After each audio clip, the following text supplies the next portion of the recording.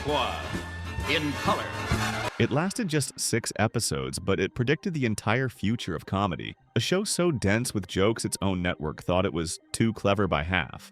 Today, we'll unpack the 13 secret decisions that made it both impossible to market and impossible to forget. From its self-parodying intros to the villains we never actually meet, each choice reveals a blueprint for sitcoms decades ahead of their time. Let's find out how something so short could echo for 40 years. Number 1, the title sequence deception.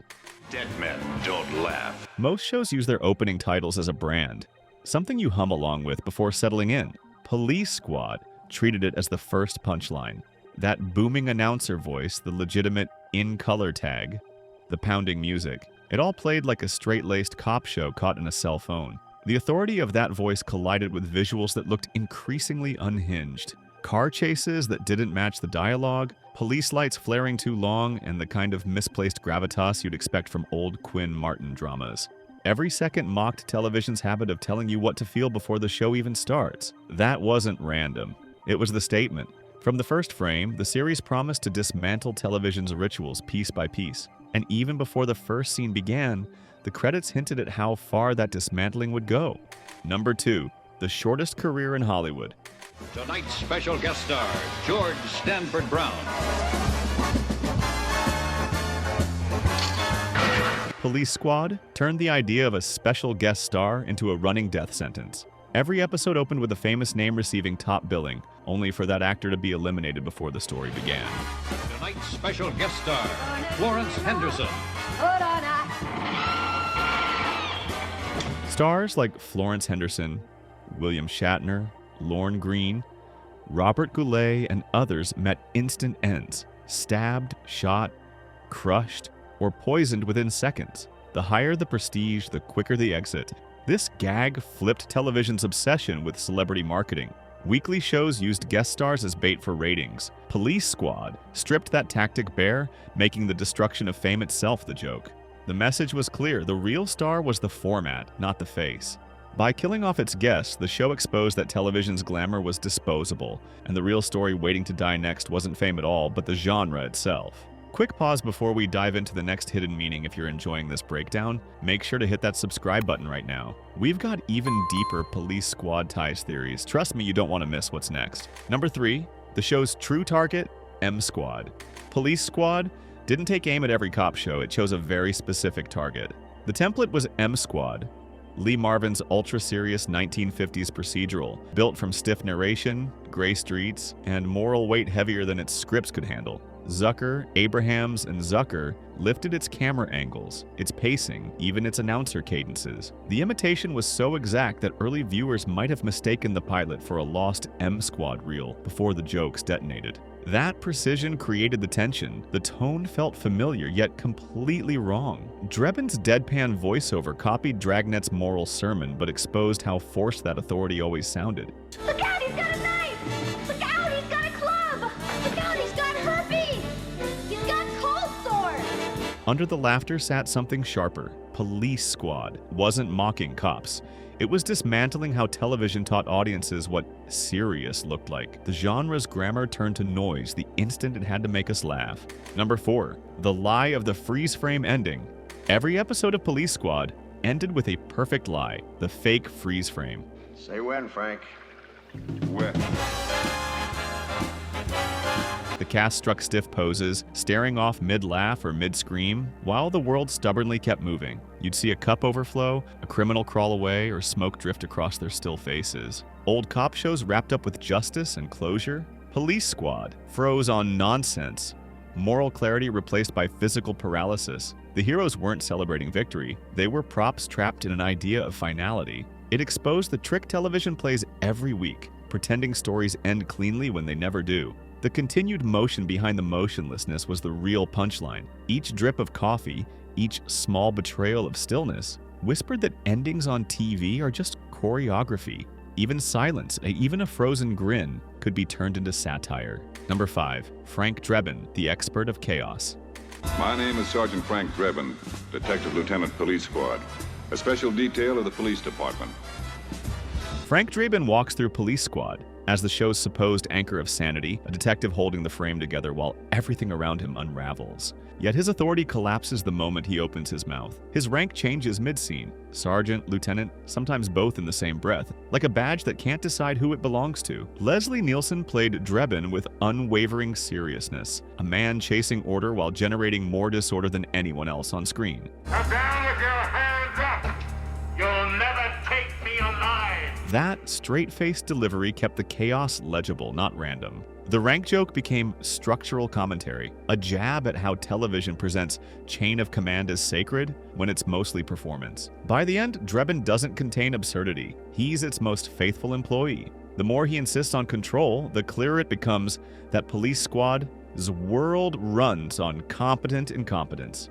Number 6, the death of metaphor. Police Squad wages war on metaphor by dragging every figure of speech into the real world. A line like, "Here's the door," doesn't cue polite direction. It becomes a prop, an action, a literal doorway handed to someone.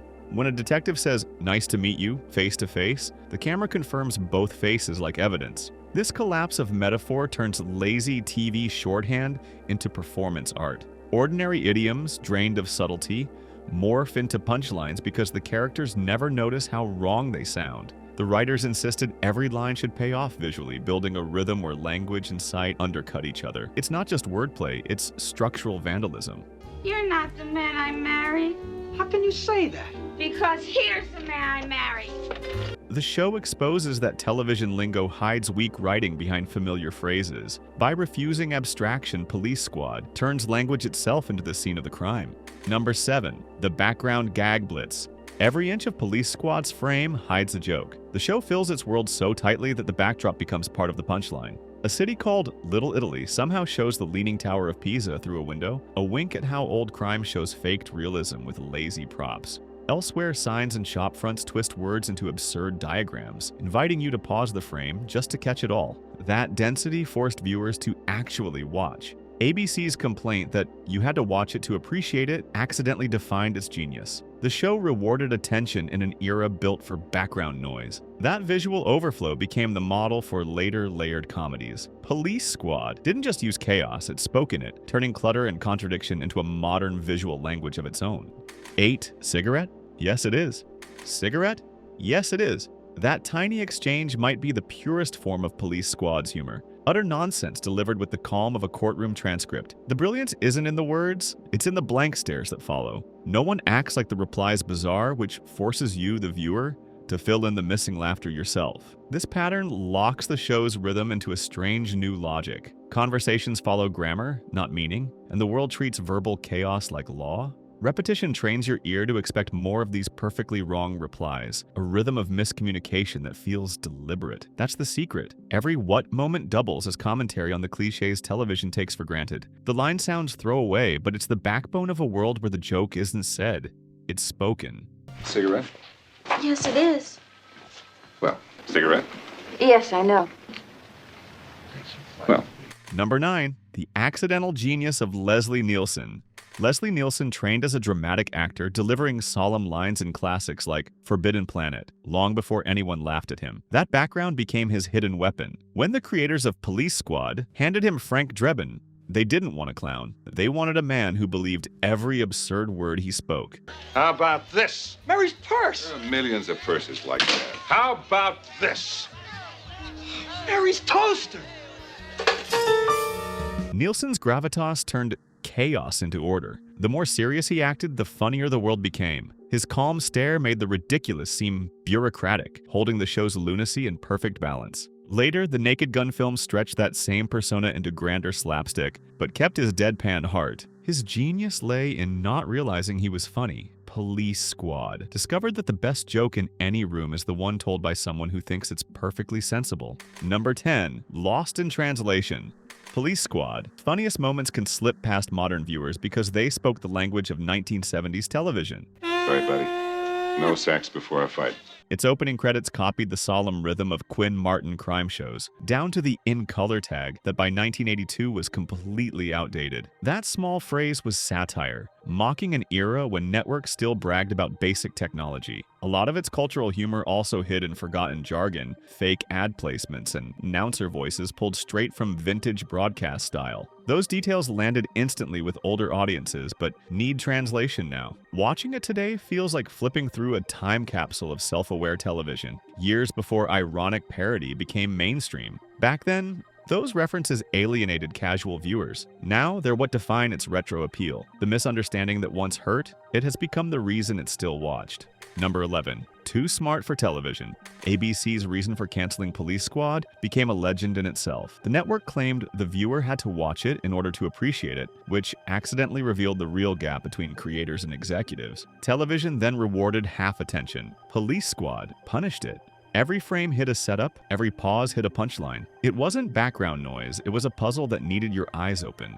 The show treated audiences like participants, not consumers, and that made executives nervous. Years later, when comedy grew more layered and referential, viewers finally learned that rhythm. Matt Groening even called it before its time, proof that Police Squad wasn't too clever for TV, it was just early to class. The punchline took decades, but the audience eventually caught up, turning failure into foresight and misunderstanding into cultural credit. Number 12. The blueprint for the naked gun.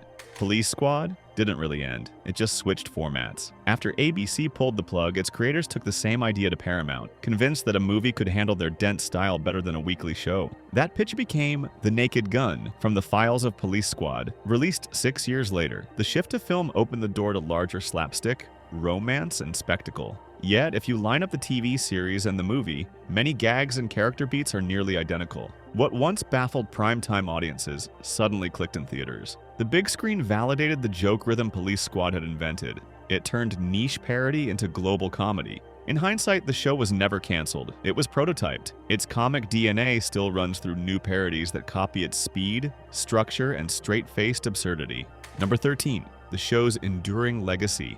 6 episodes shouldn't have been enough to change comedy, but Police Squad did exactly that. Its format-first parody became the sketchbook for modern metacomedy, laying groundwork for mockumentaries, animated satire, and the kind of self-aware humor that defines television now. It invited its audience to notice the structure, not ignore it. Critical revival turned its short run into long-term influence. What began as a network oddity grew into a cult monument, cited by creators who built entire genres from its DNA. Matt Groening once said it would have been a hit if made later, proof it arrived too early, not too small. Police Squad didn't just mock television, it rewired how comedy reads it. Every gag demanded engagement, every frame rewarded focus. 6 episodes outlasted the very crime dramas they pretended to be. Police Squad didn't parody television, it exposed it. Every credit, title card, and line of dialogue doubled as commentary on the act of making TV itself. The show turned structure into the punchline, proving form could be as funny as content. That approach reshaped comedy long after its 6 episodes ended. Parody wasn't about spoofing characters anymore, it was about decoding the medium that delivered them. Watching it now trains you to see the hidden architecture behind every joke.